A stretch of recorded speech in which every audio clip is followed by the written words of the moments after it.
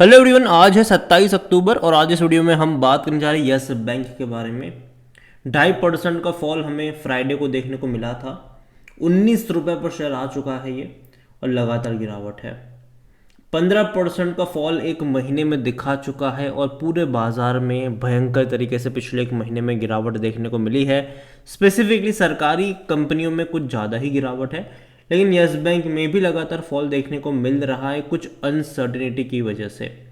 और कल इस बैंक के Q2 के नतीजे भी सामने आए हैं, बात करेंगे वीडियो में इसके बारे में। लेकिन उससे पहले अगर आपने अभी तक चैनल को सब्सक्राइब नहीं किया है तो प्लीज़ अभी इसे सब्सक्राइब कर लीजिए, क्योंकि आगे भी बहुत सारे वीडियोस हैं जो आपको काफ़ी ज़्यादा हेल्प करेंगे।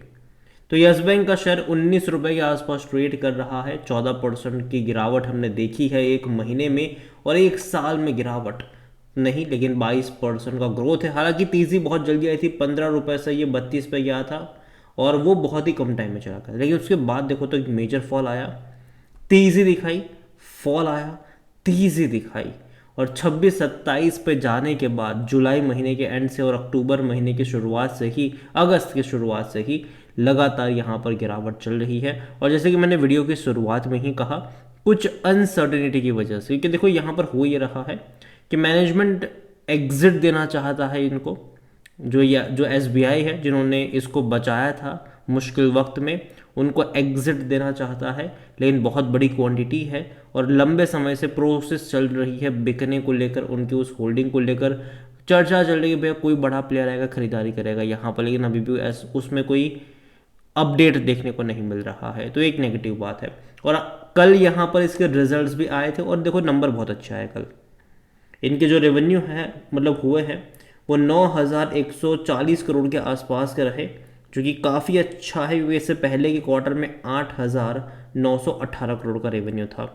तो पिछले क्वार्टर के मुकाबले हल्का सा ग्रोथ है, और पिछले साल के 7,920 करोड़ के मुकाबले बहुत ही अच्छा ग्रोथ है। तो इनकम इनकी अच्छी रही है, उसमें कोई शक नहीं है। लेकिन अगर आप देखोगे तो एक पिछले क्वार्टर के मुकाबले इनकम ज़्यादा होने की जो एक वजह थी वो ये भी थी कि यहाँ पर इंटरेस्ट अर्निंग में कोई उतनी बड़ी तेज़ी नहीं है पिछले क्वार्टर के मुकाबले। 7,730 करोड़ की इंटरेस्ट अर्निंग हुई है, जो कि इससे पहले के जो जून क्वार्टर था उसमें 7,720 करोड़ का था। तो हल्का सा ही ग्रोथ है रेवेन्यू वाइज, हल्का सा ही ग्रोथ है इंटरेस्ट अर्निंग की अगर मैं बात करता हूँ तो।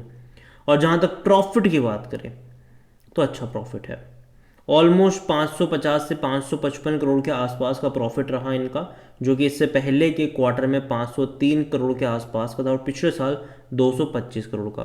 तो प्रॉफिट पिछले साल के मुकाबले बहुत शानदार है, और पिछले क्वार्टर के मुकाबले भी मतलब उससे भी कंपेयर करेंगे तो प्रॉफिट में हल्की सी तेज़ी है। तो एटलीस्ट मार्जिन में इंप्रूवमेंट ज़रूर आया है।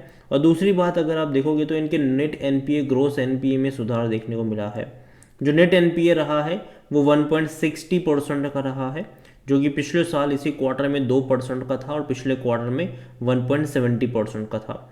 और नेट एनपीए 0.50% का है, जो इससे पहले के क्वार्टर में भी 0.50 ही था और पिछले साल ये 0.90 का था। तो डेफिनेटली यहाँ पर हम कह सकते हैं कि इनके नेट एनपीए और ग्रोस एनपीए में अच्छा खासा जो सुधार है वो हमें यहाँ पर देखने को मिल रहा है, जो कि मेरे हिसाब से अच्छी बात है, बुरी चीज़ वो नहीं है। तो नंबर मेरे हिसाब से अच्छे आए हैं, लेकिन दिक्कत यह है कि ये लगातार पिछले कुछ वक्त से एक डाउनवर्ड ट्रेजेक्टरी शो कर रहा है। और वॉल्यूम भी देखें तो बड़ी क्वांटिटी में ट्रेडिंग हुई रही, ऑलमोस्ट 10 करोड़ के आसपास के शेयर हमें फ्राइडे को यहाँ पर ट्रेड होते नजर आए थे। और बाजार भैया बहुत ही ज़्यादा गिरावट वाला ज़रूर है। हालांकि मैं उम्मीद करता हूँ कि जो नेक्स्ट वीक है दिवाली वाला, एटलीस्ट थोड़ी बहुत तेज़ी आपको बीच में दिखा देगा बाजार।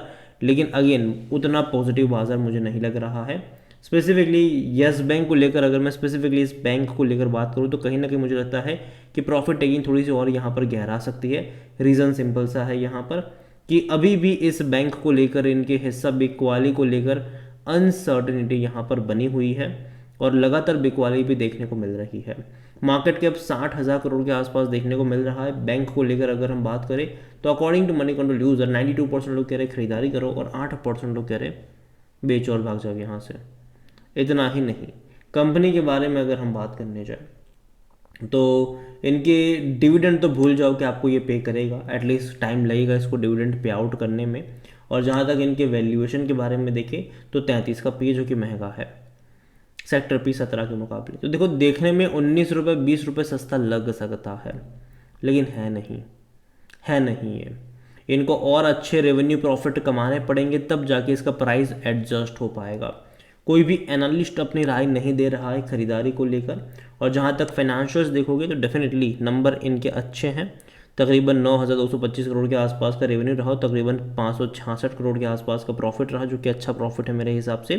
पिछले क्वार्टर के मुकाबले भी रेवेन्यू ज़्यादा है और इससे अगर आप देखोगे पिछले साल के मुकाबले भी ज़्यादा है। सेम चीज़ प्रॉफिट को लेकर भी देखो तो पिछले 3 क्वार्टर के प्रॉफिट अच्छे रहे हैं इनके, अच्छे प्रॉफिट है पिछले 3 क्वार्टर के, 465 करोड़, फिर 516 करोड़ और अभी 565 करोड़। तो प्रॉफिट अच्छे हैं, उसमें कोई बुराई नहीं है। और जहाँ तक शेयर होल्डिंग के बारे में अगर हम बात करें तो जो प्रमोटर थे राणा कपूर एंड फैमिली, वो तो बेच बाच के लिए निकल लिए यहाँ से। और अगर हम म्यूचुअल फंड देखें तो हल्की सी खरीदारी ज़रूर करी है, 0.19% से खरीदारी कर 0.25% पर आए हैं।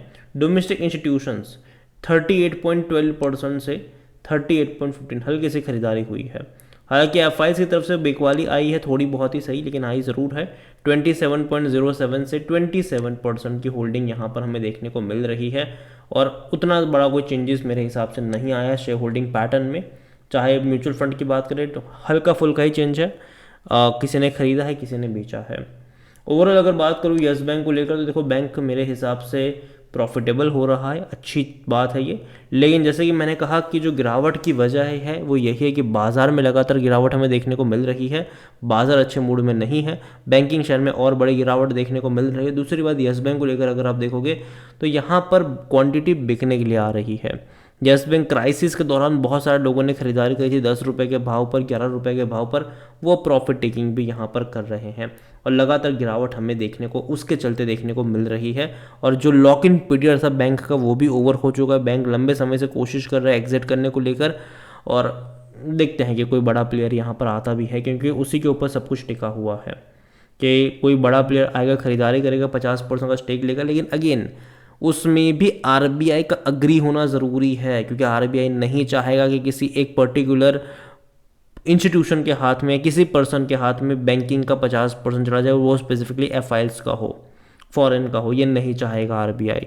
इंडिया में कोई खरीदेगा कि नहीं, वो सबसे बड़ा सवाल है।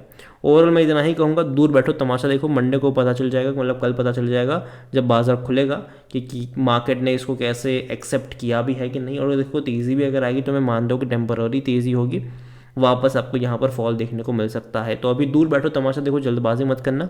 और अगेन ये देखो, ये मेरा पर्सनल ओपिनियन है, कोई भी इन्वेस्टमेंट एडवाइस नहीं है। ये वीडियो को यहीं पे एंड करता हूँ। पसंद आया हो तो लाइक करो, शेयर करो, चैनल पर पहले बार तो प्लीज़ सब्सक्राइब करो। यस बैंक के बारे में आप क्या सोचते हैं वो भी आप मुझे कमेंट में लिख के बता सकते हैं। Thank you.